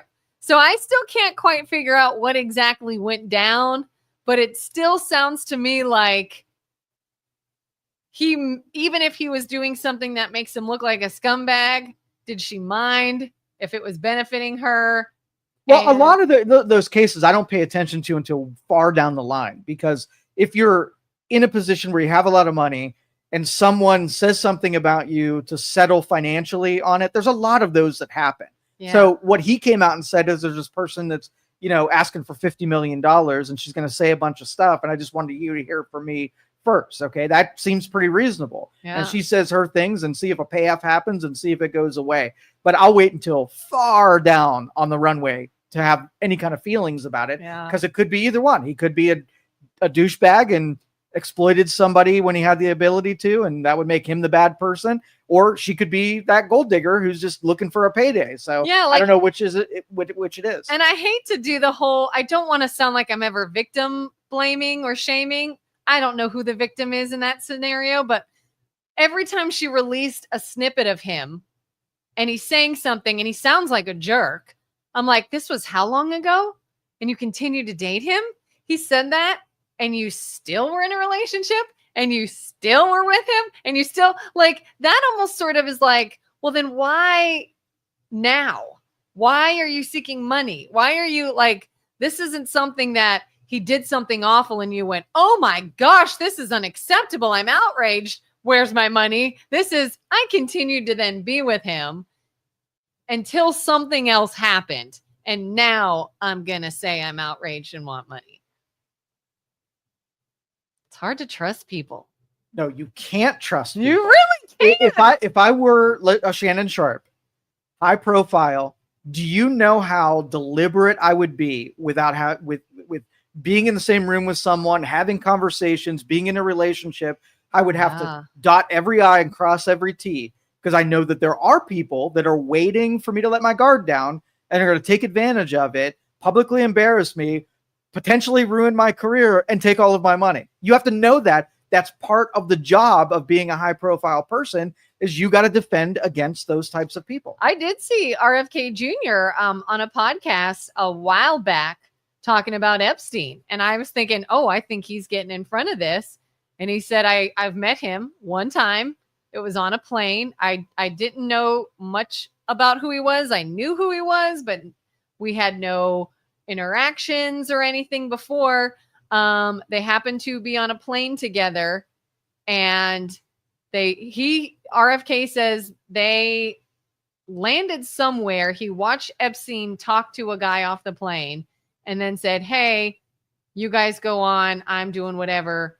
They parted ways. So there was no business dealings. There was no social interaction. It was just a very quick meeting. And he even says, I could tell immediately that dude was bad. Yeah. Like something was shady. Something wasn't right. Something was off here. I could tell that he was up to no good, but he left. I left. We never talked again, really. Yep. But I was like, I wonder if he told that story to be like, if my name is ever, oh, you were on a plane with Epstein. I absolutely was. Oh, yeah. And here was the situation. Yeah. Laying down cover fire for yourself. And that might mean that he knows they're close to start releasing those names. I'm hopeful. Mm-hmm. Every week that goes by, right, that they don't, I think it's less and less clear whether or not we'll ever know. And what would be the downside if we never know? Nothing. It's that idea of avoiding the unrest, I guess. If we release this and there is massive unrest and almost no one left in leadership to calm people down and move the situation forward, that's going to be pretty bad. And again, that idea of how do you prosecute when there will be no one that is unbiased? And your Justice Department might be equally as guilty as the people they're prosecuting. So you need an LA-ness, I'm telling you.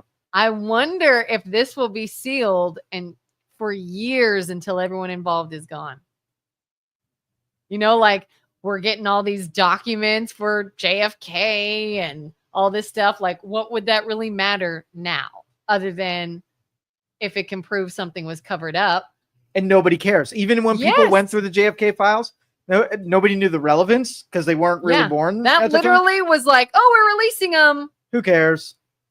Yeah. That's a strategy. So I bet you if we ever see a full Epstein document, release of information, whatever it is, it will probably be well into the future when it can't hurt anyone involved. And the people like Ghislaine Maxwell is gone. Yeah. Right. So anybody who could tie it to people and have justice done. She's gone. Clinton's gone. Bush now we know about Everybody's it. Everybody's gone. Yeah. And that's a strategy. They have the ability to definitely make it take a long time to come through with this. Yeah. All they got to do is say, oh, there's 10,000 videos. It's going to take forever to go through these. We're going to do one a day. And 10,000 days later, and then everybody who was paying attention is like, I don't care anymore. Because what are you going to do? Just erupt in mass chaos with no end, with no ability to corral it? And would you rather see the mass chaos? Yes. It is mass chaos, and we're in denial. Well, because they said, here's the thing. Here's the information. Look at it for yourself. We can't prosecute. We can't throw anyone in jail. At least the public can do what they will with it. At least we're not reelecting people, and we're not putting people in positions, and we're not listening to them anymore, and we're not whatever. We're shining a huge spotlight. We know what was done, so now we're going to avoid it with you all again, even if they don't serve prison time. Would you think that would be beneficial enough? Then the vigilante squad gets together, and that could be a dangerous thing. The economy could crash. There's no upside to this. Like it literally, nothing happening would be the best scenario, and that sucks. Yeah. I mean, if the market tanked like it did at the mere mention of tariffs, what is it going to do that there's proof that we have no one left in leadership that isn't Corrupted. Yeah, or should be in prison for something awful? What, like, I wonder, what, like, does the general public think it's worth it? It needs to happen because it's true. I can't imagine. Julie says those that have the info and will not release it are as bad as the perp. 100%. It's not only everybody who was involved with Epstein, but it's everybody who knew about it, everybody who covered it up. Well, everybody who here's the deal. Like, someone who I do appreciate is Elon Musk. And when Musk was going through the fraud and waste, he said that I can't even tell you about it because I'm going to be killed. I hold him responsible for that because he right now knows something, right, that he will not tell you, knowing that he'll be killed if you told it. So, then what did the general public do? Bash Musk.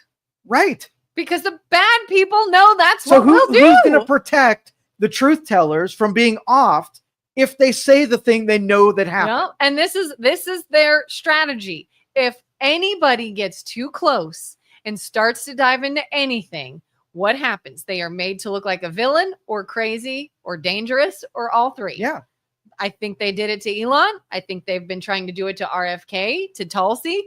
Anybody that is like, hey, I want to dig into corruption, they will destroy you, and they will make the American people hate you more than they hate them. That, again, just like the blacklisting you for an actor. You're going to do bad things. You're going to know stuff that's happened and know you can't say anything to anybody because, number one, nobody will be at your defense. Nobody will protect you, right? And number two, you'll be discredited. You'll be ruined and never work again. It's the perfect scenario for nothing to happen. Have you ever been the victim of an attempted blackmail? Yeah. Oh, yeah. How do you get out of that situation? Do you just say, I'll bring this to light myself? There was nothing. Like there was two scenarios. One, I asked for help and didn't get it, so it went nowhere. And the other one, I just said, no, I'm not going to do anything about it. I've been in not like an intense blackmail, not like a legal business matter, nothing that would have had any matter in my life. But I have had someone say to me before, because you said this, I'm now going to hold that you said this in case you ever tell someone that I said this. Like I told you a secret, you told me a secret. So if you ever blab, then I'm going to share your secret. And I kind of went, I'll just go share my secret. Like, it's not big enough that I'm going to let you hold something over me. I'll go tell them myself. And then what? I still got yours. What? But the fact I'm not playing that game at all. But the fact that that even came up in that situation, I was like, oh, you really learn who you're dealing with. Like, who am I surrounded by? People are shady. Mm-hmm. And most of what Epstein, sold was the blackmail evidence to control other people by what he got on film from people. So if you went to one of his parties and he caught you on film with a young girl, he would hang that over your head and be able to control you. But they also, the second part of this is they did that as a part of national security. So they took operatives who would use him on purpose to get dirt on someone who were one of our adversaries. So we used an institution of demonic filth for a useful law enforcement tool. And so the government is weaved within that operation. So when you out the people who were just there on holiday, you also get the ones where our government was complicit in using it as a strategy against our adversaries, which is dirty as can be. Yeah. Yeah, I've heard a little bit more about that too. The government sort of running things. Oh, yeah. Dennis says you should watch the pod interview with former Congressman Kurt Weldon. PBD interview. Okay, cool. I'll check it out. Who's Kurt Weldon? Don't know. Ooh. I'm gonna find out. Julie says, if good people do nothing, we are doomed. I think we are doomed. I see Julie's on Team Joe now. And it's not me being cynic. It's me seeing all of the math and where it leads unless something huge happens, and I'm every day knowing that we are being insulated from the huge things being even possible. And I think any possibility of a good person doing something gets squashed by that good person being threatened. They could still be a good person. They could still want to bring it to life. But if they're like, we'll kill your family. You know, I've heard, I don't know if this is true, but somebody said that they heard that Zelensky was threatened. You and your family, your lives are at stake if you ever even attempt to talk to Putin to settle anything in this war. Do not, or you're done for. Like, that's why he won't even have a discussion, or wouldn't have a discussion. And it's like, if that's true, can you blame him? Like, what do you do if someone like threatens your family and you know they can do it? Then you got to be Liam Neeson. So let me point this out. So the secular experiment, I have to point out on a regular basis that they own what's happening. So here's the deal. Society turned its back on the church, right? The church had a lot of misdeeds where they preyed on children. So we're like, the church is causing... Different prayed. Yeah. Yeah, different. Bad prey. The bad prey, yeah. And so like, oh, the church is contributing to all this child predation and they're covering it up. So we removed the church from the deal. And then what did we get? Child predation where everybody's cutting up. It was not the institution that was causing the problem. It was an acknowledgement that human beings are flawed. And if they're not regulated and, given a reason not to do it and punished appropriately, that's what you get. Yeah. That is the evilness. So what makes this better? How do you solve playing the long game? On the short term, there's not much except for big disaster that's going to get rid of this problem. Long game, how do you institute and, mind control and change people's brains so they're pursuing virtues, real, actual virtues that keep people clean, not free of strays and mess ups and whatever, but has the primary, mission of keeping people behaving and acting appropriate. I say this is the church's Super Bowl. If not like this new Pope, if he, gets rid of the LGBTQ and the immigration talk, which is not a big deal, but this is a huge deal. The evilness that's just gone in every corner of our civilization said that's the biggest threat to humanity right now. Yeah. And let's get the church's influence to make better people. And so maybe in 20 years from now, there'll be better people to make their way into Congress. And then, like Julie said, if good people now have hit the timeout button and say, whoa, we're not tolerating this. If you get enough of those, then they can power check the people who are just demonic villains. Yeah. And I think, unfortunately, we're getting more and more pushback from the people that want to say, oh, I'm not going to listen to a religious leader because you all are the worst because somebody else did something wrong. Like, just because you choked on a fruit or vegetable doesn't mean fruit and vegetables are bad for people. The thing isn't bad. These people were bad. The greater cause is still good. They were corrupt. Just from a sheer mathematical standpoint, if you preach virtues of saying don't do this versus don't preach anything, let people find you through their instinct what morality is, mathematically, which do you think has a higher probability of creating more or fewer people who are pursuing virtues? I mean, ideally, you would think that would help. Unfortunately, we're getting to this spot in humanity where if you preach virtues, you're hateful. You're hating. Yes, and judgmental and all the things that are necessary so that demons don't arise in every corner of our society. To say this is wrong, we shouldn't do it. F that. Well, why would you put your beliefs on me? You're a terrible person. Yeah, no, you're not a terrible person. You need to do more of it. You need to judge people and shame people, make them feel bad about their choices, hold them to accountability and personal responsibility. Yeah. Or else you create these demonic forces. That is the alternative. Feel bad or create demon. Yeah. You choose. My goodness, this is so stupid. Krista says, how do you know the people who power check and are actually good people? Do you look past things they've done because they have the courage to stand up to something you question? That's a good point because so if we use an analogy of if we do a thing that we don't really want to do, will it give you 100% results, right? If you put a quarter in a vending machine, will you get a candy bar, right? So the determination was, if I'm going to have the church tell me what to do and make me feel guilty about my choices, they better be 100%, right? Yeah. They better create all virtuous people, or we're not going to do any of it. We're not talking about a cut of 100% binary yes or no thing. We're saying things that make things incrementally or marginally better mathematically. So how do you know the people? You're going to have the church, and you're still going to have bad people, and they're still going to be corrupt. They're still going to do bad things, right? It does not mean that on the aggregate that you don't do any of it if the results are less than the improved net gain by doing the thing. Yeah, nothing is going to be perfect. No. There will be flaws, but what has a higher chance of working than not? Yes. Like clearly, if we say, all right, don't listen to any of the clergy and don't listen to the church and don't listen to any of these people because some of them have done wrong, and we stop listening to them all, do we get better?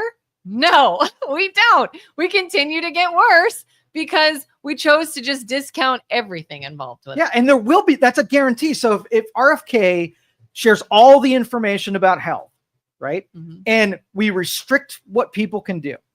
And then we're looking through that same prism and saying, well, either everybody is healthy if we do this, or nobody is healthy. So if we do what we're doing, everybody just has chronic disease and we're addicted to pharmaceuticals and everybody's, miserable in their unhealth. Or maybe 10% of the people, because of the new data and the new whatever, get healthier. So which is better? The same amount that we are right now, no improvement, or 10% got healthy and it was worth pursuing, right? Yeah. And that's why I get so mad when they try to push out this thing like, I want you to say this vaccine's okay, this drug is fine, this is blah, blah, blah. Because if you don't, that makes people think it's not safe and they're hurting themselves.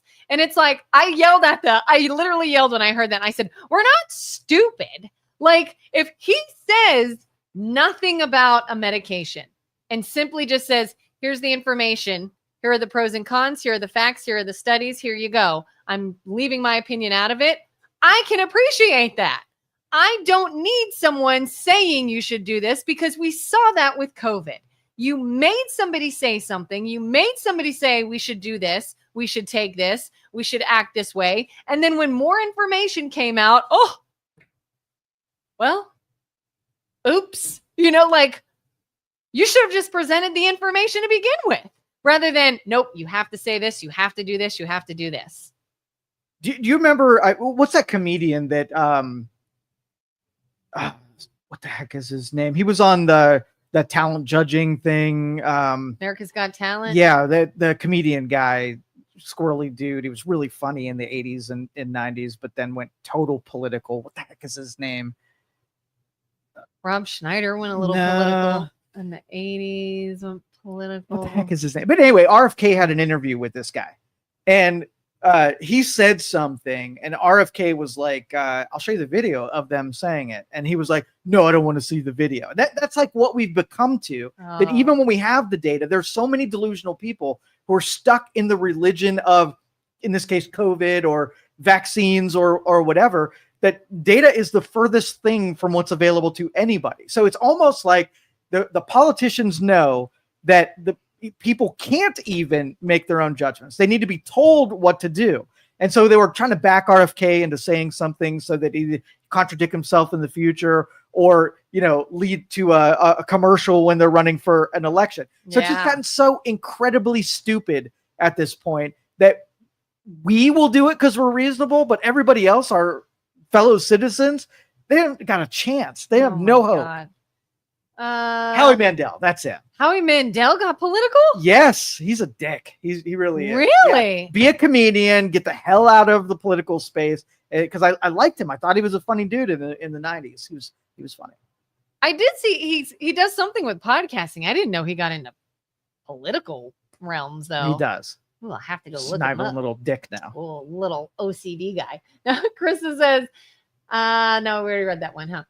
Julie, what is the purpose of a life if not to be a good person and promote humanity? I know, emotional. No, I agree with you. And That that is the purpose. that is the pursuit of virtue, is you get purpose, you get humility, name them out. And that is the most. And to your point, not only emotional, but logically that would work out too. Yes. That's what you should be. That's how you do have success. That's how you do have good things that happen. But it's the pursuit of those things, not Yeah. I'm trying to be a good person so that everybody around me is pointing out how I failed at trying to accomplish that. You get on that scale every day. And if you effed up yesterday, you try again today. But there's got to be a pressure on you to make you want to do something you don't feel like, you don't like doing. It's the pursuit of the emotional that makes that not That's work. the fuel. Absolutely. The fuel of being a better human being controls your actions and your disciplines. But everybody's got this new idea of what a good human being is. What feels good. Yeah. So they could be like, I'm a good person because I say, let them be themselves and they can do whatever they want. And what do you care? And when you're like, well, actually what they're doing is wrong. And here's why. And here it's how it's harmful for people. Well, you're just judgmental and you're terrible. Let them be. How did we get to the point where judgment seems almost like the vice? Like it's a bad thing. Yeah, well, why is judgment a bad thing? Why is shame a bad thing? Because it makes people feel bad? There's a difference, I think, between judgment and maybe, I think you can have judgment and still have grace. Like I've been accused of doing this, like with girlfriends growing up and stuff. You always hear things like, oh, I like this. She doesn't judge me. You don't judge me. We don't judge each other. But that can lead to some excuse allowing. If you do something and it was wrong and I'm your friend, I can still tell you it was wrong. Yes. I don't have to hate you. That's basically what she said. Yeah. Which was being a good person and humanity. It's your obligation that when you see evil, that you call it out. That's being a human being. And you can help them better themselves or by giving the information that they and not only the information, because I do not believe that people don't know when they're eating cheeseburgers that it's not good for them. But if you shame them and you judge them and you give them the information and challenge what they're doing, you might have a chance of having them make a different decision that's leading to something that they're going to be complaining about. Yeah. Krista says, but why chip away at cast doubt on childhood vaccine mandates, especially in the face of measles outbreaks that had been under control for decades? Some data out there aren't digestible to most lay people, especially medical data. That's why we need the leader of the country's healthcare to help people make the best choice to control potential outbreaks. But if it's challenged, right, then it's not truth. It's almost like everything else we're talking about, is that if it's not a truthful thing, but there's a consequence by telling a truthful thing, do you do the truthful thing in spite there being a consequence? And that would be true nobility, is making truth more important than having a cost or consequence. So if I say something like, I have this medicine and it might work out for you, there's some downside to it. I can't tell you to take it because there's dangers and risks, and I don't want the dangers and risks to visit you. If I say that to 100 people, 50 of them might say no, and now they don't have the thing that they actually need. Yeah. Versus saying, all right, you got the measles vaccine. Hasn't been tested the way that I'm comfortable with it being tested. I want it to be safer with you. If I say that and somebody says, well, if it's untested, somebody might not take it, and somebody then might get the measles. So you got to pick it. Do I want truth, right, and just be informed, or do I want to be lied to so that I make the decision you want me to make? Yeah, and when RFK was talking about this in that hearing, one person spoke who said he's an obstetrician, he's a doctor, he's been practicing for years, and he says when it comes to the measles vaccine, if a pregnant patient said, should I take this? I would say no, you should not. If a non-pregnant, healthy woman said, should I take this? I would say yes. Different situations in which I will tell you what is safe and what is not. That's not RFK Jr.'s job to say, take this, when he doesn't know your medical background. He doesn't know if it's safe for you. He doesn't know if you're pregnant or not. All these different things. So when people say, well, I trust a doctor, you want to go trust your doctor with it? Fine. But don't say RFK should stop making people unsure. No. He's saying, here's all the information. Right. Decide for yourself, or take this to your own doctor. And that was Krista was saying, is that if you say those things, then people won't blindly just do the thing that they should do, and they'll have to put it through their own rubric to find out if they should do that. And that's asking too much from the person. It needs to be on the authority. Yeah. You got to have good authorities in order for that to work. What happened with the COVID vaccine? They People were effed pushed it up. to say, they were effed up. You have to take this. You should take this. This is good for you. And then it was shown that it was not good for some people, that it was harmful for some people. So what should have been done? Should they have just said, all right, here's all the information we have, make a decision for yourself? Or do you want them to say, take this and be wrong? No advisement should come from an authority at the CDC or the NIH or any government entity, because health stuff should be between you and a doctor that can see you and help you weigh those consequences. Yeah. If you're taking advice from a public health official directly, you are completely doing it wrong. Yep. Julie says, I'm about to spend a week with a very judgmental person, not looking forward to it. Well, that sucks. Krista says, of course, it's ultimately up to your doctor. RFK Jr. has a known history of doubting vaccines, so people are so hungry for the truth, and look what's happening. Yeah, we didn't doubt one vaccine, right? And they totally fabricated stuff. So welcome someone who doubts. So the next, I mean, the public really wants more critical people to look through this stuff and don't blindly poison people. Yeah. So it's what happens when you misuse something that you had authoritative trust on one side and you abused it. So then the pendulum swings to the other side, and we have to have someone who's going to be like, let's question this stuff first before I just tell What's people. worse? Somebody makes you doubt and something bad happens, or somebody tells you something that sounds certain, but then something bad happens. Yeah. Because they were wrong. Yeah. And that's what the public has to be concerned with is panic. So a meteor's coming towards the earth, right? Mm-hmm. Do I tell people so that they can make right with things and try to survive on their own? Or do I want to not cause mass panic and just tell people everything's fine, whatever? You would know that the person who just is trying to save the panic, that what would happen when people are running through the stores, trampling each other, what's the right thing to do? Every time, be freaking truthful. Yeah. Period. And RFK has said, in my opinion, I think this vaccine is safe and necessary. In my opinion, I think this vaccine is safe and necessary. But I do not trust this one and this one. So he has never said, don't take anything, question it all, hesitate, put yourself in. No, he has directly stated the ones that he thinks are good. He has directly stated, I am not anti-vax. My own children are vaccinated. But he shines a light on others that he's weary of and lets you make the decision. I don't get how that's a bad thing. Because it is the new religion. Questioning the science is the religion of our day.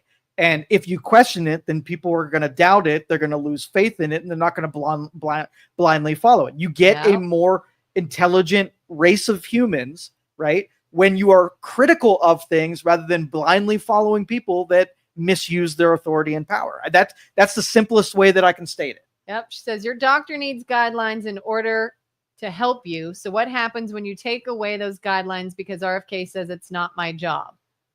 And we have a 5-minute warning. What guidelines? So, all right. So the institutions are meant to inform doctors by putting bulletins and data in front of them so that then the doctor can take the data. That the doctors aren't going to say, oh, he says don't take the vaccine. I guess I'm not going to do the vaccine. These are trained professionals who take data and decide what's right for their patients. That's where the degree came from. Right. If it were just, we just do whatever the CDC and whatever tells us, then I could go be a doctor. Exactly. So that is not how, if that's how medicine works right now, we're in really bad shape. I know my doctor has told me many times, we've had great conversations about this. He will give me information that goes contrary to guidelines because he feels that they didn't have a high resolution, image of what people are dealing with under certain circumstances. Yeah. So he gave me better results, and he defied what the CDC said. I had a doctor even tell me back when COVID was first happening and people were getting the vaccines, and I talked to a kid pediatrician at the time before another one, and I said, "What do you do?" And she's like, "Well, you know what? Here's what they're saying. It's pretty new. I'm not sure what to tell you. My kids got it because they are autoimmune compromised, but I haven't gotten it yet. I'm waiting for more data. That's where I stand." And I'm like, okay. So that says to me, we don't know a whole lot. That's your interface right there. Yeah. That with the doctor who can give you real information, isn't being corrupted or paid into or forced to tell you what the CDC said. They're making their own judgments. That's a good. Yep. And I had a position. second doctor say, "I think it's a good thing. I think you should get it. I think it's safe, but I'm not giving it because I don't want to be accused of financially benefiting from it." I trust both of those people. Both of them look at data they were presented with and made their own decision based off of their medical degree and their experience. So why can't RFK Jr. just say, "Here's all the information. Your doctor can make their own recommendations"? Blasphemy. Blasphemy. That's RFK. All right. Thanks for joining us today, guys. We'll be back again tomorrow. Have a good one. See you on Friday.